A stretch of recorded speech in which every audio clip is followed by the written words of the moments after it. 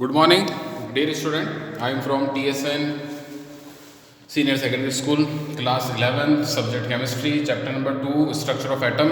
लगभग chapter number 2 हमारा complete हो गया है। आज मैं लेके आया हूँ इसका पार्ट 10 जो कि लास्ट रहेगा पार्ट।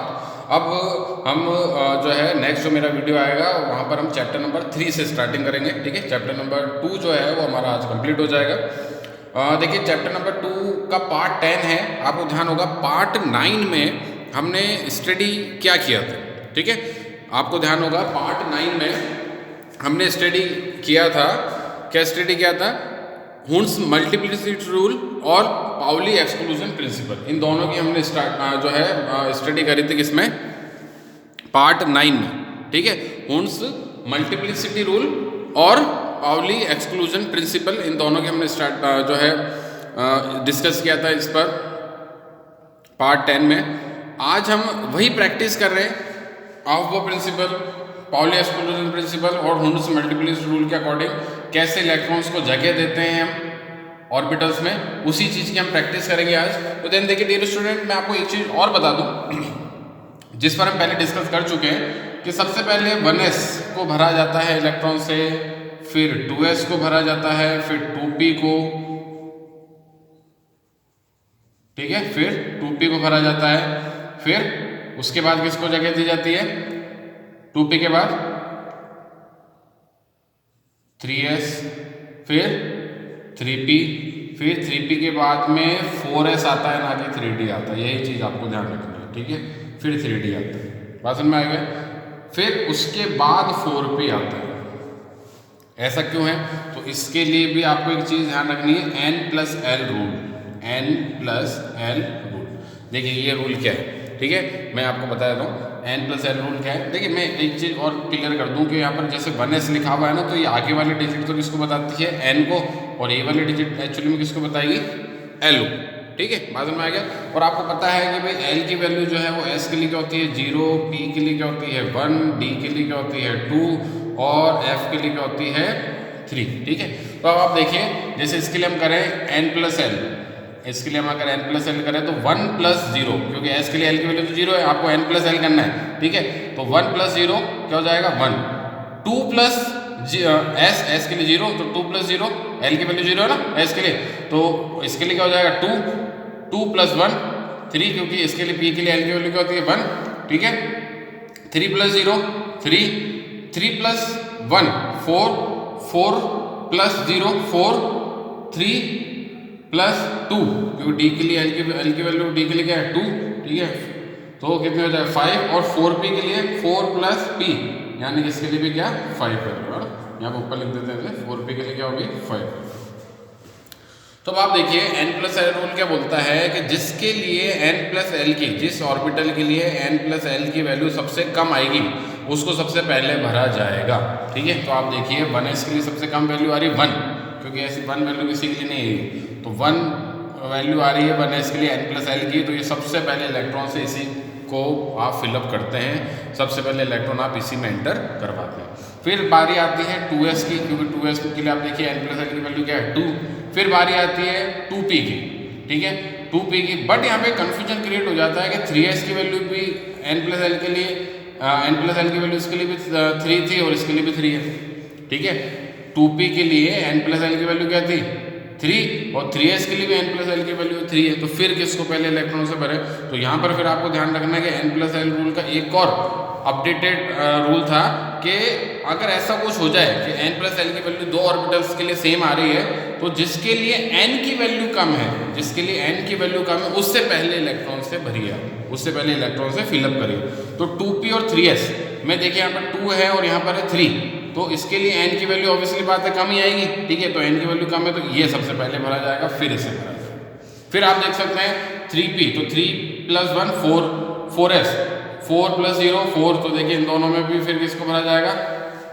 3p को, क्योंकि इसके लिए 3 है और इसके लिए 4 है n की वैल्यू ना। इसके बाद आप देखिए 3d को, तो इसके लिए 3+2 5 हो गया, 4p 4+1 5 हो गया, इन दोनों में भी 3 को भरा जाएगा। तो अब आप एक चीज़ देख सकते हैं, नोट कर सकते हैं कि देखिए 3p के बाद में 3d को भरा जाना चाहिए था, क्योंकि ये तो एक ही जो है सब शेल्स के ऑर्बिटल्स हो गए, ठीक है, बट 4s बीच में आ गया। ऐसा क्यों? क्योंकि देखिए 4s के लिए n प्लस एल की वैल्यू आ रही है 4 और 3d के लिए n प्लस एल की वैल्यू आ रही है 5। तो आप इस चीज़ से इसको समझ सकते हैं, 4s के लिए n प्लस एल की वैल्यू क्या है 4 और 3d के लिए n प्लस एल की वैल्यू क्या है 5। इसलिए इलेक्ट्रॉन से आप इसे सबसे पहले भरते हैं, ठीक है, और उसके बाद जो है 3d का नंबर आता है। सबसे पहले इलेक्ट्रॉन जो है वो 4s में एंटर करेंगे, उसके बाद 3d में एंटर करते हैं। इसको एक ट्रिक से भी समझा जा सकता है, अगर आप चाहें इसके लिए एक ट्रिक बनाना तो वो ट्रिक भी बहुत ईजी है। जैसे 1s, इसके नीचे उतार दीजिए 2s, 3s और ये 4s, ये 5s, ठीक है। 2s और इसके साथ कौन होता है 2p, then 3s, 3p,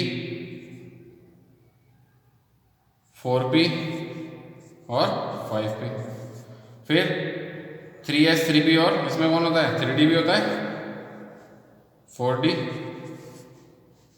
5d।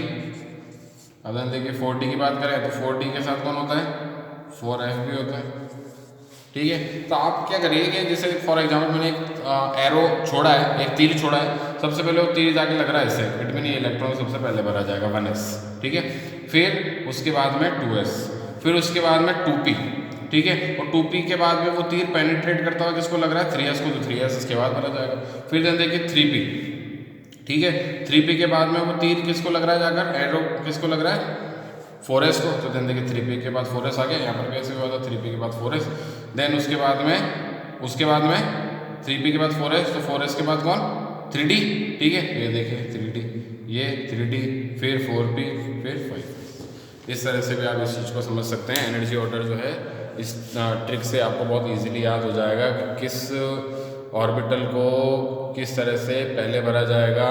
n+l rule याद रखिएगा तो इसके लिए, या फिर ये ट्रिक आप याद रखिए, ठीक है। नेक्स्ट, अब इसके बाद हम आ जाते हैं हमें जो काम करना है, ये आपके पास कुछ हमने एलिमेंट्स दिए हैं, इन एलिमेंट्स में इलेक्ट्रॉन्स को जगह देनी है हमें, ठीक है।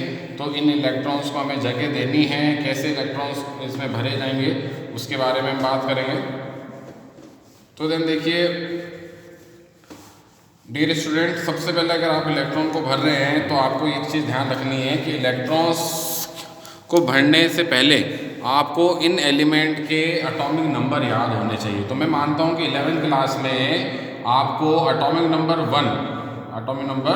1 किसका है हाइड्रोजन का, ठीक है, से लेकर एटॉमिक नंबर 30 जो कि किसका है जिंक तक का, इतने एलिमेंट्स का आपको इलेक्ट्रॉनिक कॉन्फ़िगरेशन तो आना ही चाहिए, ठीक है। इतने एलिमेंट्स का आपको इलेक्ट्रॉन कॉन्फ़िगरेशन आना चाहिए, आपको प्रैक्टिस करनी चाहिए इनकी इलेक्ट्रॉन कॉन्फ़िगरेशन निकालने की, ठीक है। चलिए, तो देन देखिए हाइड्रोजन का एटॉमिक नंबर है 1, तो इसका कॉन्फ़िगरेशन क्या हो जाएगा 1s1। अभी हमने देखा है कि 1s को पहले भरा जाता है, ठीक है, 1s को पहले, फिर 2s, फिर 2p, फिर 3s, फिर 3p, फिर 3p के बाद कौन 4s, फिर 3d, फिर 3d के बाद कौन 4p, फिर 5s, ठीक है, ये ऑर्डर चलेगा। बात समझ में आ गई। तो देखिए इसका कॉन्फ़िगरेशन क्या हो गया हाइड्रोजन का 1s1। सोडियम एटॉमिक नंबर है 11, तो देखिए 1s2, 2s2, 2p6 और लास्ट का कॉन्फ़िगरेशन 3s1, ठीक है। मैग्नीशियम 1s2, 2s2, 2p6 और 3s2। Carbon 1s2, 2s2, 2p2, क्योंकि एटॉमिक नंबर कितना है 6, मैग्नीशियम का कितना है 12, ठीक है। अब बात करें क्लोरीन की, एटॉमिक नंबर जिसका होता है 17, तो देन देखिए क्लोरीन का कॉन्फ़िगरेशन 1s2, 2s2, 17 इलेक्ट्रॉन बनने हैं, 1s2, 2s2, 2p6, 10 इलेक्ट्रॉन हो चुके हैं अभी तक, ठीक है। 3s2 12 हो गए, 2 2 6 10 और 2 12, ठीक है, 3p5, ठीक है, 3p5। नाउ अब हम बात करें आर्गन की, तो देन देखिए आर्गन एटॉमिक नंबर होता है आर्गन का 18, तो देन देखिए 1s2, 2s2, 2p6, 3s2 और 3p6। ना अब बात करें हम पोटेशियम की, तो पोटेशियम का कॉन्फ़िगरेशन थोड़ा सा सीखने वाला है, क्योंकि पोटेशियम सिंबल क्या है K, एटॉमिक नंबर है 19, ठीक है। तो देन देखिए इसका configuration 1s2, 2s2, 2p6, 3s2, 3p6। यहाँ तक कितने इलेक्ट्रॉन भर चुके हैं आप 18 इलेक्ट्रॉन। 2 2 6 10 10 12 12 और 6 18 इलेक्ट्रॉन 18 इलेक्ट्रॉन यहाँ तक भर चुके हैं। एक इलेक्ट्रॉन और बाकी रह गया, तो वो एक इलेक्ट्रॉन किस में एंटर करेगा 4s में। आप यहाँ पर देख सकते हैं 3p के बाद कौन आता है 4s, ना कि 3d। ठीक है, ये आपको ध्यान रखना है। ठीक है, अब ऐसे हम बात करें कैल्शियम की, तो कैल्शियम का क्या कॉन्फ़िगरेशन हो जाएगा 4s2। क्यों? क्योंकि कैल्शियम का एक्चुअली में इसके बाद एटॉमिक नंबर ही आता है जस्ट 20, तो एक इलेक्ट्रॉन और बढ़ा दीजिए किसमें 4s में। ठीक है, नेक्स्ट इसके बाद आता है स्कैंडियम, तो स्कैंडियम का कॉन्फ़िगरेशन में भाई 3p6 4s2 तो है ही, 3p6 4s2 तो है ही। इसके बाद में 3d1 कॉन्फ़िगरेशन हो जाएगा किसका स्कैंडियम का। फिर टाइटेनियम की प्रैक्टिस करिए। और जिंक का अगर आप कॉन्फ़िगरेशन देखें तो जिंक का एटॉमिक नंबर होता है, जिंक का एटॉमिक नंबर कितना है अभी बताया मैंने 30 एटॉमिक नंबर है। तो इसका कॉन्फ़िगरेशन आपका जो है वो 4s2 3d10 ही आना है, आपको ध्यान रखना है। कितना कॉन्फ़िगरेशन आना है 4s2 3d10। सिर्फ आपको कुछ नहीं करना डियर स्टूडेंट, आपको यहाँ पर n+l रूल आना चाहिए, जिसकी आज हमने प्रैक्टिस करी है कि n+l रूल होता क्या है। ठीक है, मैं आपको वापस बता दूं कि ये जो भी आपने यहाँ पे सिंबल लिखे हैं, इसमें जो आगे की डिजिट होती है, जैसे मैं बोल रहा हूँ 3d, तो आगे की जो डिजिट है वो किसको बताती है n को, और पीछे वाले जो ये अल्फ़ाबेट्स हैं वो किसको बताते हैं l की वैल्यू को। ठीक है, बात समझ में आ गया? तो ये आपको सिर्फ ध्यान रखना है, l की वैल्यू s के लिए होती है 0, p के लिए होती है 1, d के लिए होती है 2 और f के लिए होती है 3। ये ध्यान रखना है, तो आप n+l रूल बहुत इजीली सीख जाओगे और ये एनर्जी ऑर्डर भी आपको आ जाएगा। आज एक ट्रिक भी मैंने आपको अवेलेबल करवाई थी। ठीक है, उस ट्रिक से भी आप इस चीज़ को समझ सकते हैं। और फिर उसके बाद आप इन एलिमेंट्स की जो इलेक्ट्रॉनिक कॉन्फ़िगरेशन है वो आप सीख सकते हैं। आपके NCERT बुक में जो है पीरियोडिक टेबल में जितने भी एलिमेंट्स हैं उन सब एलिमेंट्स का इलेक्ट्रॉनिक कॉन्फ़िगरेशन दे रखा है, बट आप एटॉमिक नंबर 1 से लेकर एटॉमिक नंबर 30 तक के जो एलिमेंट्स हैं उनकी प्रैक्टिस कर लीजिए, उनका कैसा क्या कॉन्फ़िगरेशन है उसकी प्रैक्टिस कर लीजिए। क्योंकि कहीं कहीं पर कुछ एक्सेप्शनल केस आपको देखने को मिलेंगे कि आप सोच कुछ और रहे थे और कॉन्फ़िगरेशन कुछ और आया, तो उनकी अच्छी तरह से आप प्रैक्टिस कर लें। जैसे आपने यहाँ पर देखा पोटेशियम के साथ, ठीक है, पोटेशियम में 3s2 3p6, उसके बाद आना किसको था 3d को, बट 4s1 कॉन्फ़िगरेशन हो जाता है किसका पोटेशियम का। क्यों आया था? क्योंकि n+l रूल की वजह से आया था। तो इस तरह से आप इनकी प्रैक्टिस करें। ठीक है, आज का ये लेसन अपना जो है वो कंप्लीट हो गया। चैप्टर नंबर 3 जो है उसके वीडियोस में बहुत जल्दी लेके आऊँगा। तब तक के लिए थैंक यू सो मच।